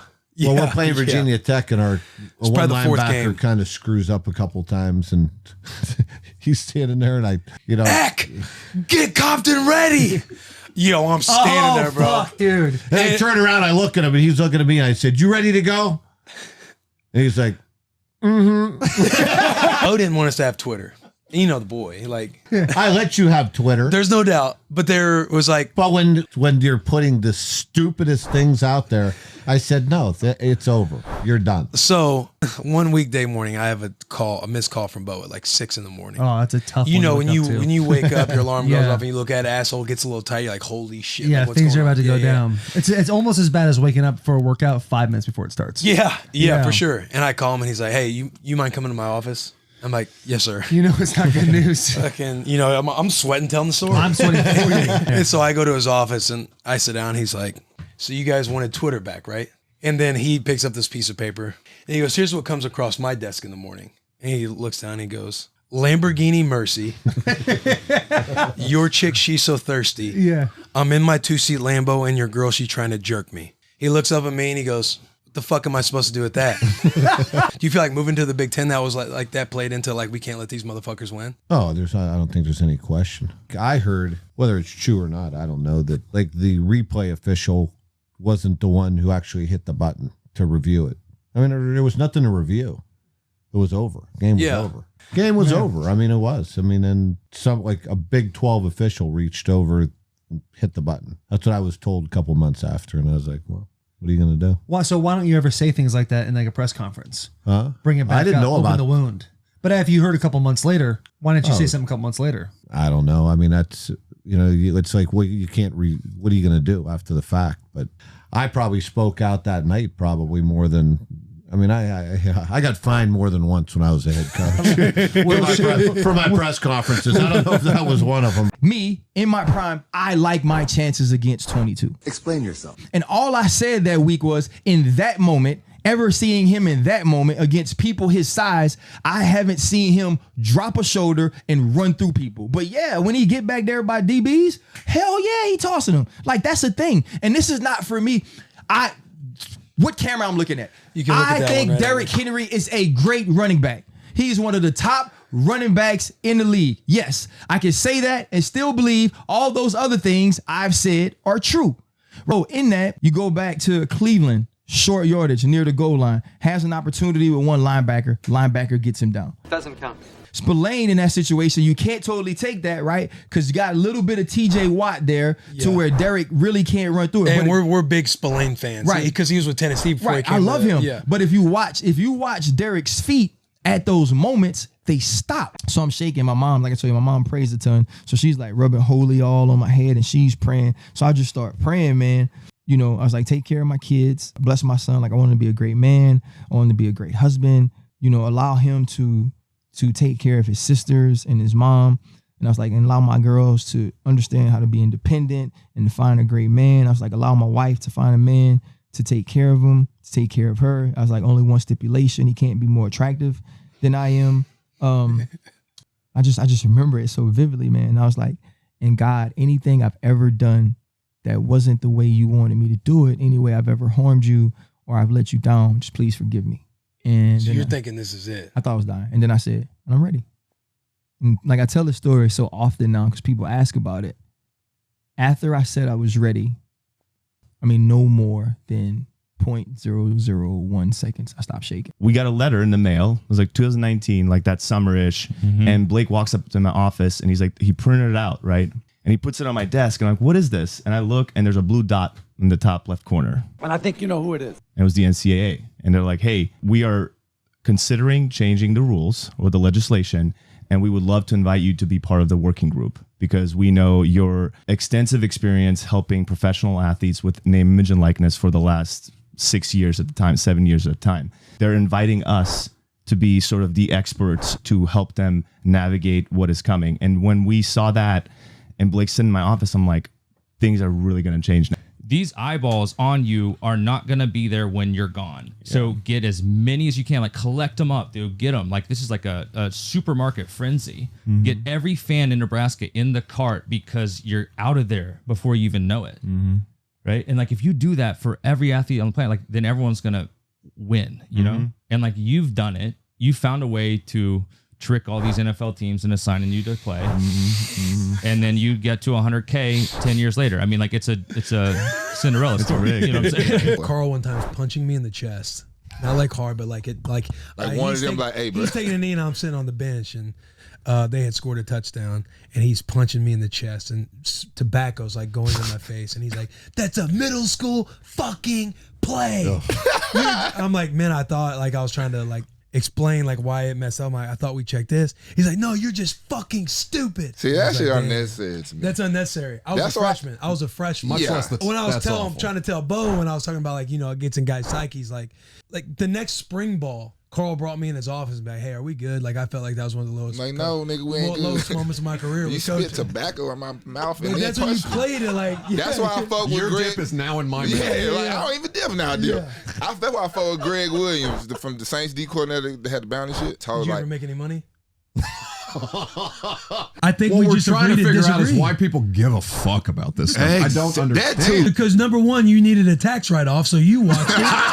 I went over to somebody's house. I watched it because I wanted to see Jake get beat by the Missouri boy. And yeah, that motherfucker from Ferguson, Missouri, bro. I know it go down over there. Yeah, did you not see them sit down face to face and talk about it? Man, no, because I don't give a fuck. So you're missing some of the shit too. No, but I'm not missing anything. DB, no, he's there right. is no sit down. He's right. I watched this shit because I knew I was going to talk about it on the radio show today. We're talking about this shit because people are buying the fight. Like there is. I didn't buy shit. It was text to me. But you watched it, you streamed it. Probably all about 5-10 minutes of it, and I was over that bullshit. But I'm not invested in that type of shit. That's not my did brain. enough to click a stream ass link? Yeah, because I was talking about it on the pod. Unfortunately, we in the, well, for me, it's the journey that we're in the media world. I agree. Look at you guys. You are what you hate now. No, I'm not. I am. Back to when you knocked me over. Did you realize it was me? Honestly, I did know it was you, and Just it was when- just a straight line straight to you, man. There was just no fair dodging. You didn't move out of the way. You didn't see me coming. It was just like Hang on. I want to go back to what he just said. I didn't see him coming. I want that to be on tape. No, but I really think, how do you not see him coming? Definitely looking for You were stacked right on top of him. I ain't had both feet in the ground, and I didn't see him coming. Why? So What of course I looked like do you that. mean you have both feet in the ground? I'm saying if I saw him coming and I had both feet in the ground, like it's probably looking the other way. It was pretty like serious. I'm probably. you decleating Roger. Yeah, I'm decleating Roger. Bro, no, listen. Dog, I was like, okay. He's like, hey, let's go right out here. When do you feel like that started to change? Like, when do we feel like that movies shift to where the black people didn't get first? It was weird. There was like the late 90s, early 2000s where like we started getting killed second. I was like, they started to realize. They're trying to save face. That's their way of saying sorry. That's their way of saying, hey, listen, we fucked up. You know what I'm saying? The pothead, the black guy, and then everybody else. Yeah, it's pretty standard how it goes. Yeah, pothead's got to go first. Yeah. I think it's like when you watch the movies and the black guy doesn't die first, or second, you're like sitting here, you're like, when are they going to kill the black guy? Yeah. That happened for me with Halloween. What was it? Halloween, where Busta Rhymes like survives the whole film. Oh, like, he's yeah. As definitely H2O? dying. Yeah, H2O. That's what it was. H2O. Hey, listen, you guys need a little deal. I got your back on Bro, that. I mean, he's out, and plus he could do like karate and stuff. I'm like, man, how the hell is this possible? Let's see what you got. Yeah, that's a fucking. Listen, I don't know. I know I would probably die in the horror movie. So why Mississippi State over all these other ballers? Obviously, you went to Mississippi, yeah, but come on, he's a 5-star. Like he's getting courted. Whether or not he wants to talk about any of And these you recruiting could tell stories. from the videos of Mama's Boy, like he likes to be run family. Yeah. You know what I'm saying? Like he knew it was man, they Mississippi State. Yeah. Because where you grew up, you grew up in Mississippi, 20 minutes away, right? Yeah, from Mississippi. That's State. over. Mississippi State Right. knew. It was close to my mom. Them, they was able to come to the games. How'd you say no to Alabama though? Yeah, I don't That's know. what's funny. It wasn't money. I mean, because money could have been anywhere, you know. But Okay, you never got money. Did you ever get an envelope? A bag? An envelope. I don't know. Did you ever get an envelope? No. Did you ever get an envelope from an unsolicited booster at a certain school? No. Hey. Did you ever get hooked up with? If like, you were in a dinner or polygraph anything? right now, that thing would be breaking. It'd be going off so hard, dude. Let's go to the bar. We're sitting there. You walk by. Will walks by. They 1,000% going to Well, they're going to look at him and go, he plays They football. 1000% They're going to look at him and go, he plays football. Right. Let's go get his 'Cause I'm ass. big? Why? Because the muscles? Just Yeah. 'cause you're big. You're a Just big 'cause dude. You're muscles big for and sure. tall. So You they know what I'm see saying? Will, what they going to say You're at about the Will? store. Yeah, wait, that's a handsome man right there. Yeah. They say, oh, that's a good looking guy. Look at that smile. Oh, now That's look exactly at what they're going to say is a smile. Yeah, now you have veneers. No, I don't. You You lying got some like a white fucking ass rug, teeth, dude. bro. Your You are teeth lying. are perfect. I don't have veneers. Turn to that camera and smile. Them things are fucking perfect. Those aren't veneers. No. Oh God! Hey, listen, he's been blessed. He really has. I'm gonna double check. Yeah, he that. said I'm lying. No. Oh, so you got veneers? So you gonna hit on me? No, my shit There's was no my way. shit. That's Hey, fucking pull some crazy. shit of him in high school. No, fuck Pull no. some shit about Jeff in high school. No, don't do it. Listen, my shit wasn't bad. My shit was bad, but they wasn't as bad as your shit was terrible. No, his shit was No bad. question. Mine looked like a third grade classroom with chairs all over the place. You kind of look like a Spike off Land Before Time. Never watched that. You ever seen We'll Spike on pull it Land up. Before Time? Well, here it is. That's why we got this bus stop so you can pull up the Wi-Fi. That does look like you. Hey, come on. Crazy.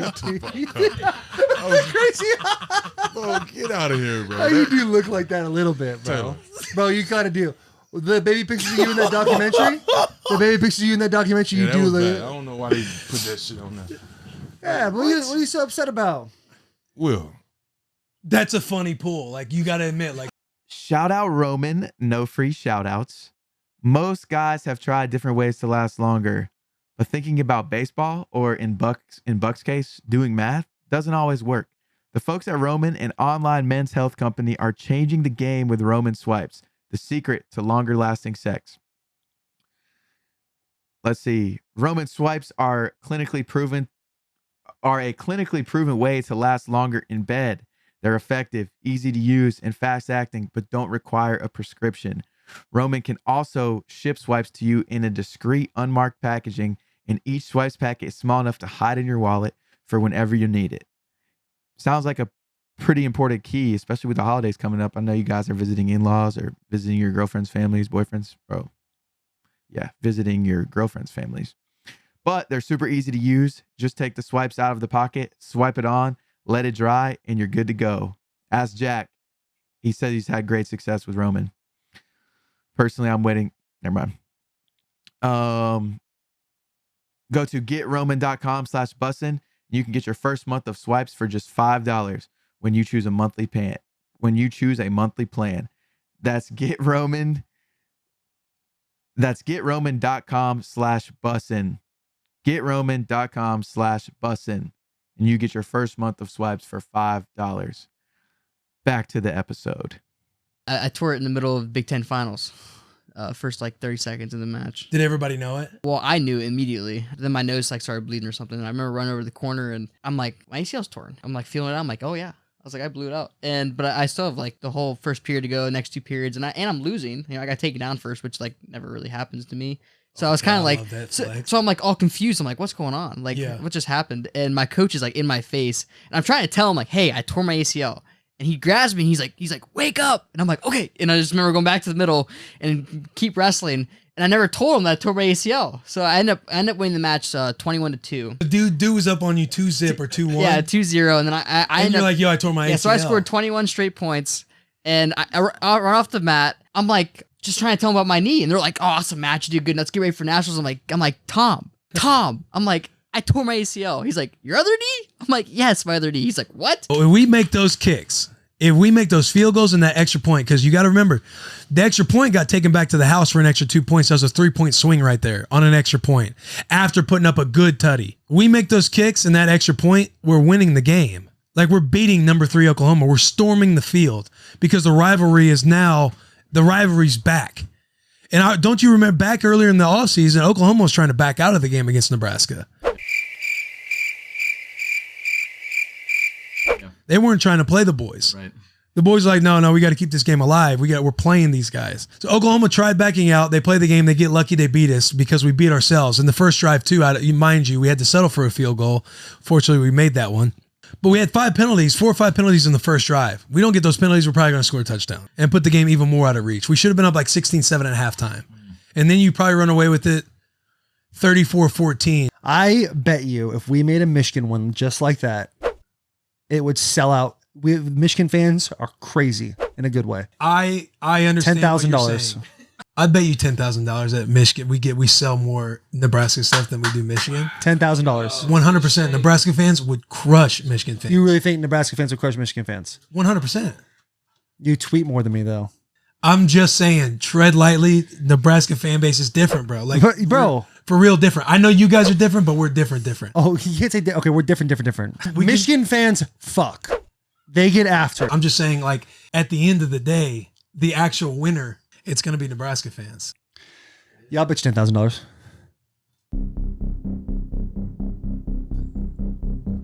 But wait, you guys beat Michigan State? No, we lost. We should have won. We should have beat Michigan State. So what are you fucking talking about? Look.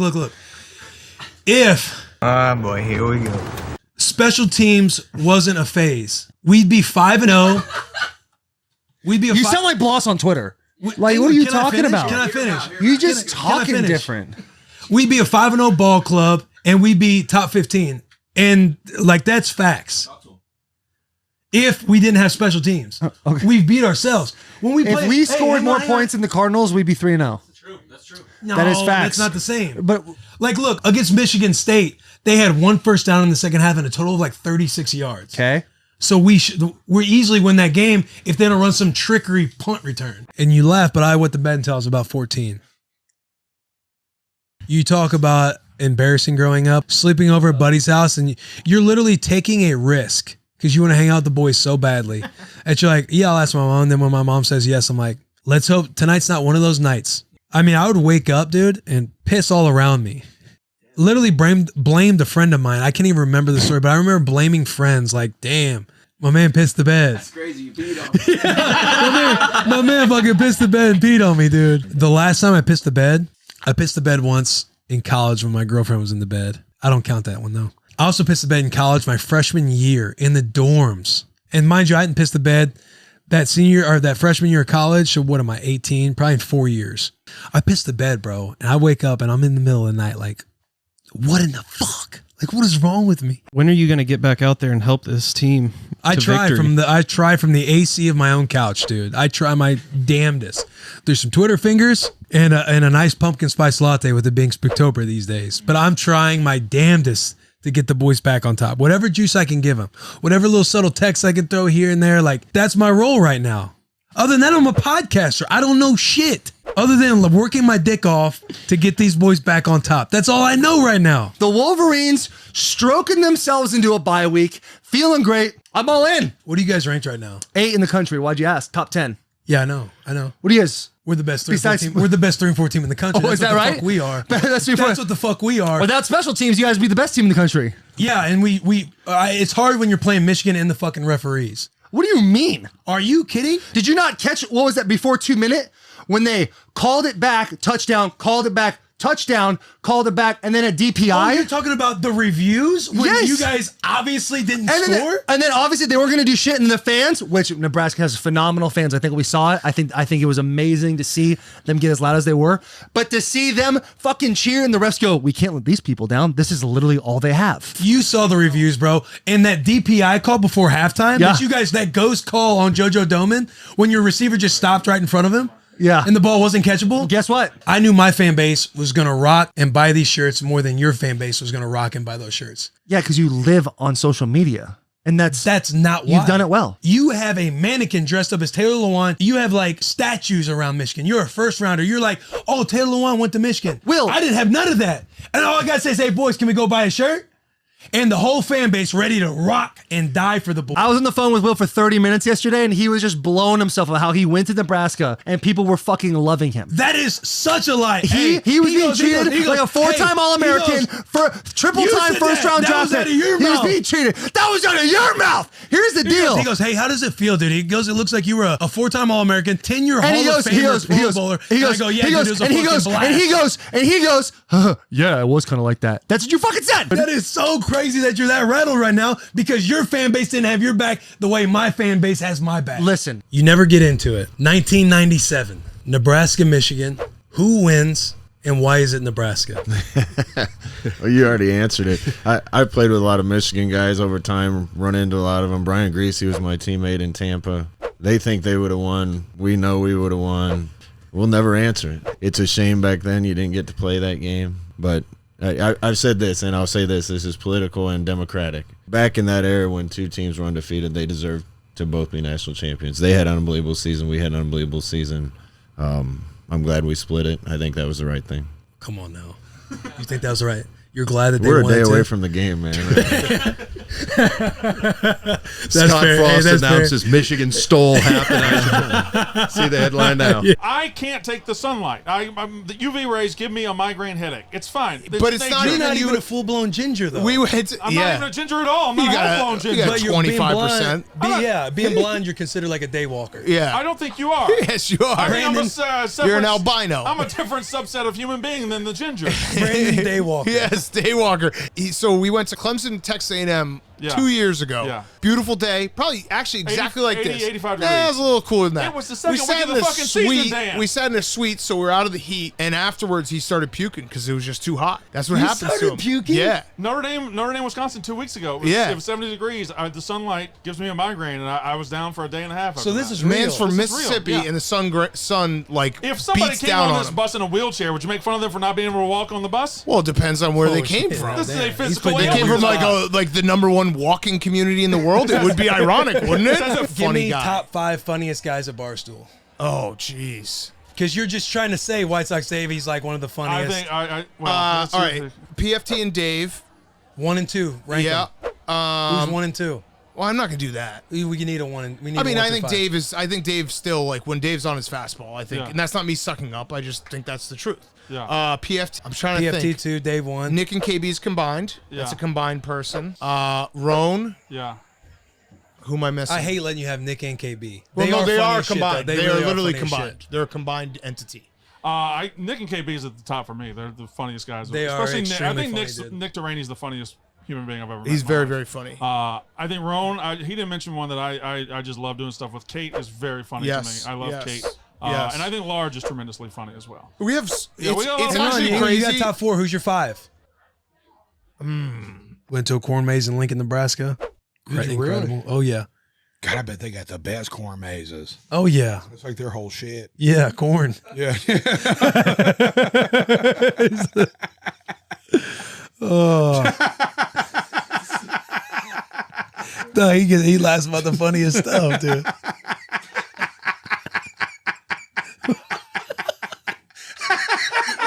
Damn. Oh, buddy. Thank you. I'm not saying that this is you. That's why I just say be careful. But if you don't get those awards, what does that mean to you? To some people, it could mean failure. Oh, yeah. No, I don't worry about that. And I'll tell you why. I fear nothing because I have been where men are afraid to go. You cannot scare me with going back somewhere I've already been. Not only am I familiar with rock bottom, I was a fucking tour guide down there. I could show you around. I love that. I sat on that motherfucker Indian style most of my life. So I move fearlessly in music, whether or not anything works for me or not, because you can never scare me with sending me back where I've been, ever. I'm not afraid of that. I'm not afraid to lose everything today. I've already exceeded every expectation in life.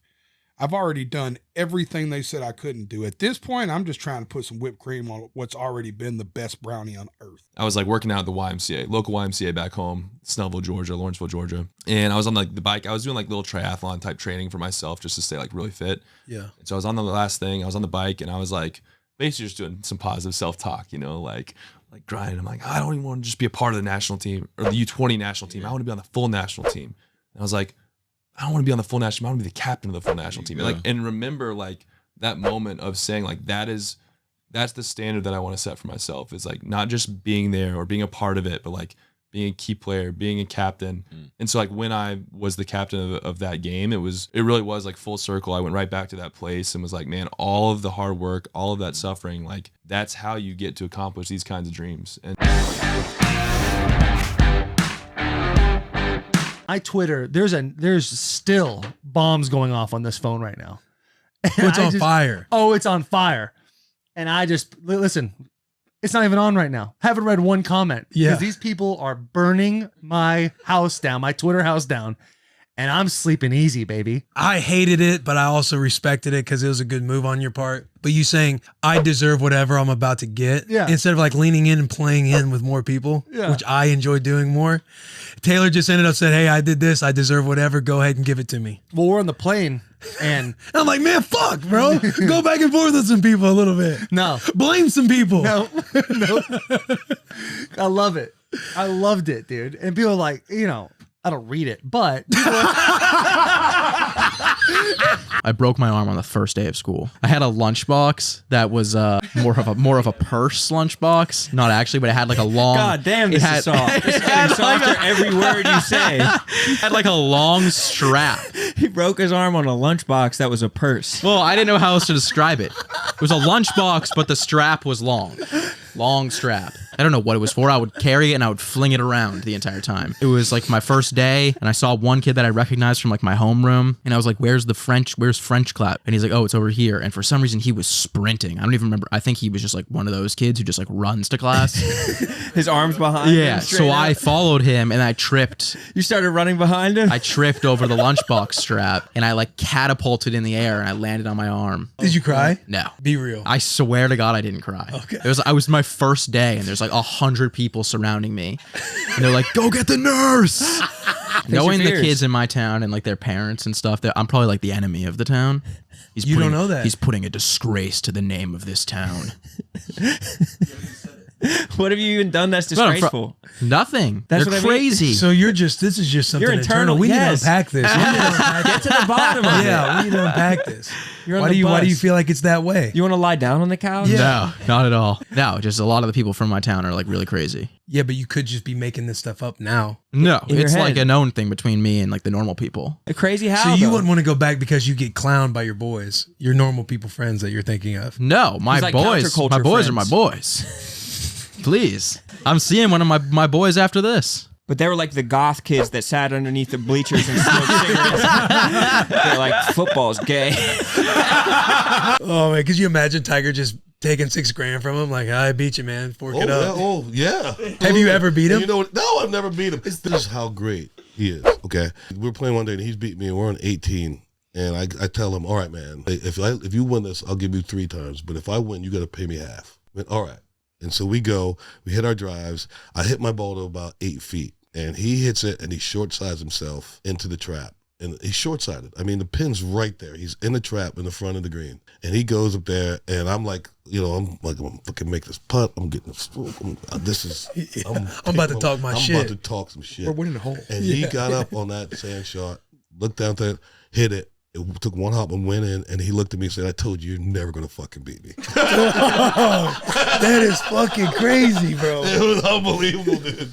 It was unbelievable. There's just looks, man, fuck you. Yeah, that's exactly what happened. You're not going to go toe-to-toe on an SEC schedule. Are you kidding me? Oh, here we go. SEC schedule. Yes, Can you guys absolutely. beat Vanderbilt? Yes, but y'all can't. Yes, we could. No, you could not. Bring up the schedules. I would take Vanderbilt.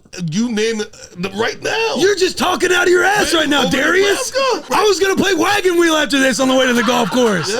I ain't playing it no more, man. No. Who we got? Beat by Kentucky. They're not even that nice. What? They're not. You guys lost to South Carolina, Jack? Tennessee? Is this the right schedule? I don't know. That's old. 45. I was going to say. That's old. You had me fired up for a second. Yeah, we beat them last year. They cheated this year. Exactly. You sound like me every week on the podcast. We played Oklahoma, Michigan State, Michigan, Ohio State, all top 10 teams. Collective, we lost to them 108 to, 92? Your team's got 3 wins, and you're trying to. Hey. Yeah, Darius and Will go toes on South Carolina, Nebraska. Dude. I didn't know I got dropped with the uppercut. I didn't know I was on my back. I didn't know he came down, hit me with something. That's so crazy. I'm like on my knees trying to like protect myself, still throwing punches while he's trying to finish me. And then I dive in and I get it on a leg, thank God. He like hits me a couple times in the back of the head, not on purpose. It's one of those things where the head is there, you're just going to throw until the ref tells you to stop throwing. And I remember being on a leg, like, how did I get here? And I like looked around and I was like, I don't remember how this happened. So he must have dropped me. But in my mind, I wish I would have thought, let me think about his body language and how he's reacting right now, because Gaethje, I think, threw so much into that uppercut, then the one shot, and then the 10 shots after that trying to finish me. And there's nothing more demoralizing than when you get close to finishing a guy, you can't. You look him in the eyes and you're like, dang, dude, like, I can't finish this guy. He's not going away. A couple weeks ago in Dallas, I had a dude show up in a kilt in the front row. And I was like, why are you wearing a kilt, man? And he goes, I wrestle in East Texas. I do like, and he had red hair and a red beard. And I go, oh. And he goes, I do the whole Irish thing. I go, that's fun. I go, did you wrestle today? And he goes, no. I go, why are you wearing the kilt? And he started to shake his hips like this. I go, what are you doing? He goes, things get sticky in Dallas. I just like to keep them loose. And I was like, oh. He was in the front row. I go, but are you wearing underwear? And he said, I'll tell you what I tell everybody else. You got to lift it up to find out. I don't like where this is going. And I said, I want to tell you something. You're challenging the wrong guy. Ah, boy, here we go. Are you telling me you're going to let me lift up your kilt? And he said, yeah. And I go, and there's might be human dick under there? And he said, that's right. I go, I'm in. I dropped right to my knees. So then he leaned back and he goes, do you have to do that from your knees? And I was like, yeah. So I reached down and I grabbed the kilt. I lifted up the kilt.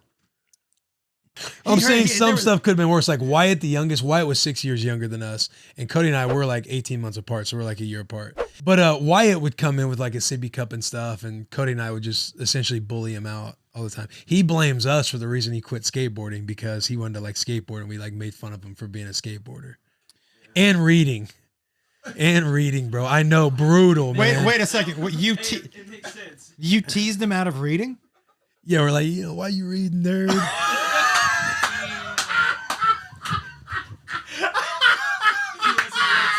Golly, man, I know. bro. Me telling the story, I feel so bad, bro. Because we literally did that. What's his name? Wyatt. Wyatt's like, I never learned to read because of you guys. I actually had a really, really crazy draft day. I was in back in Birmingham, Alabama with my family, and the second round starts. Arizona Cardinals called me. You know, they're like, stay on the phone with us the whole draft. We're gonna pick you, but we have like I think they had like the 18th pick in the second round. And I'm on the phone with Bruce Arians, and me and Bruce Arians have history because he used to host this camp at Hoover High School. I got MVP at that camp. And jokingly, he was like, man, you're going to play in the league one day. Ironically, years later, he's calling me trying to draft me. So he's like, dude, I told you, you know, we're just joking about that. I'm like, man, you can't write this stuff. So it's the pick right before Arizona. Detroit's on the clock. And I just hear my mom saying, Amir, come inside. Because I went outside because I was kind of stressed out. TJ Yeldon had got picked. All the draft boards said I was supposed to go before TJ Yeldon. Right. So I was like, oh, man, I don't know what's going to happen. The pick is in, and Detroit had just picked me. Didn't even call me. So I had to tell Bruce Arians on the phone, like, yo, I just got drafted by the Detroit Lions. And so my agent, like, nobody's saying anything. So he sends me out for the summer to arena football, the Iowa Barnstormers, where Kurt Warner played. Shout out the Iowa Barnstormers. Yeah. So my agent goes, go out there, like, play for a few weeks, stay in shape in case the NFL calls. And I was like, all right, bet. And I get there. I already think I'm on the team. And it's a 13-man tryout for 2 spots for, like, to end out the season. So I'm like, well, let's ride. To end out the season of an arena football team. Yep. I end up making the team, me and one other kid. So out there getting paid $300 a week before taxes. Some of the most fun football I've ever played in my life, though. Is that just because it's just like... It's just freedom. It's like you're playing high school ball again. Dude, I was playing this jack linebacker position where I start on one, like the short side of the field, and my only job is that you check run, and then you run horizontal and hit anybody of any other the other team's color, and you're smashing dudes into walls, like you're launching dudes over the wall. There's people pouring beer on you. Like I'm talking more shit to the fans than I'm talking to the players. It was so much fun.